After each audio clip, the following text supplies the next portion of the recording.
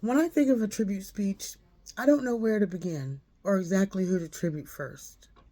Then my mind comes to my mother, a woman who deserves to be celebrated.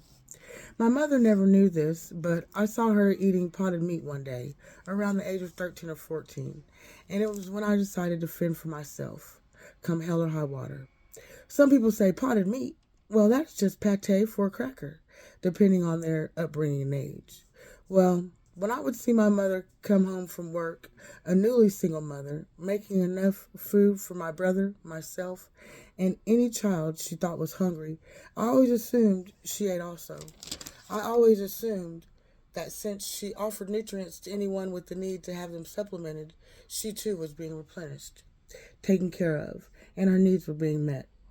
It wasn't it wasn't until one night after the chores had been done and the dishwasher emptied and there weren't anyone else around that she was indeed doing her best to do the best she could. I took on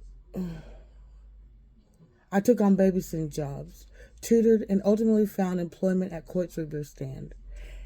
If nothing else, I could eat at work and make money for the extras like cheerleading shoes, clothes, makeup, band, or show choir needs. My mother taught me complicated life lessons that no Southern Belle, Toastmaster speaker, Tupperware lady, PX worker, or drill sergeant's wife should ever have to know. But luckily she did, with the knowledge she learned from my granddaddy, a Baptist deacon, and her bonus father, who spent 21 years in the Air Force.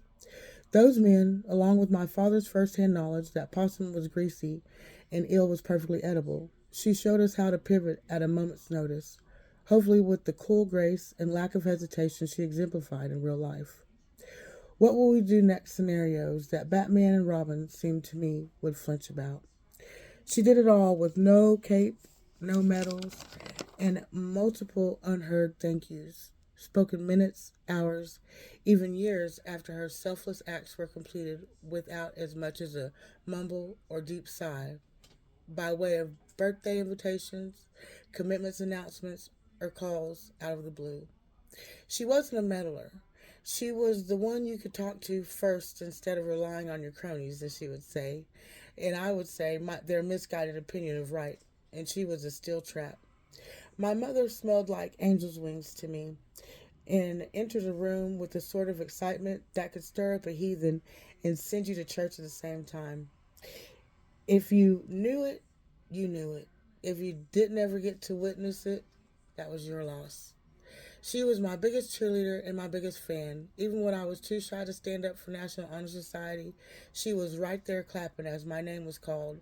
Her presence was enough for me to continue to tread on, even in waters that were too murky to see the bottom and seemingly too deep, rough, and rocky to tread. All one can do is tread on. We all we can do is tread on. We started what I call the show way back when I was about 13 or so, if not sooner. When I purchased my wedding dress, I knew she believed in me way back when I was 6. As the dress was straight out of my sketchbook when I was 6 before I changed my 20-year plan in life after she told the wrong person to look it up.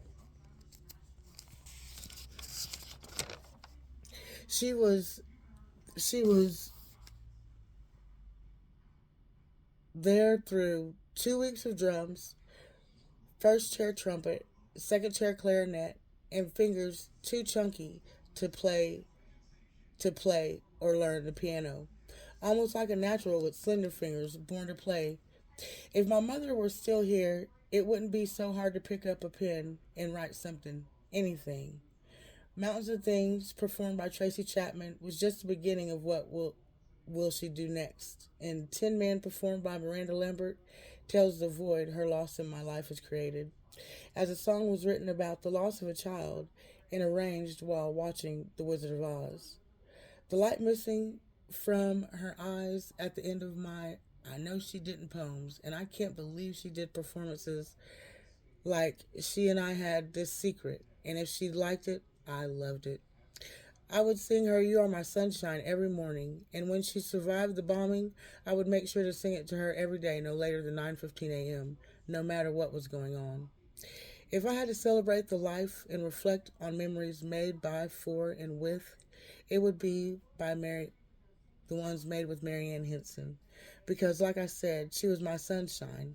And to quote Tin Man on my thoughts to the Tin Man about wanting one, if you ever felt one breaking, you wouldn't want a heart. I have heard it said before, but never felt it rang true without a bit of bite to it until my mother passed. To know her is to love her. Marianne Henson, loving mother, and an even truer friend.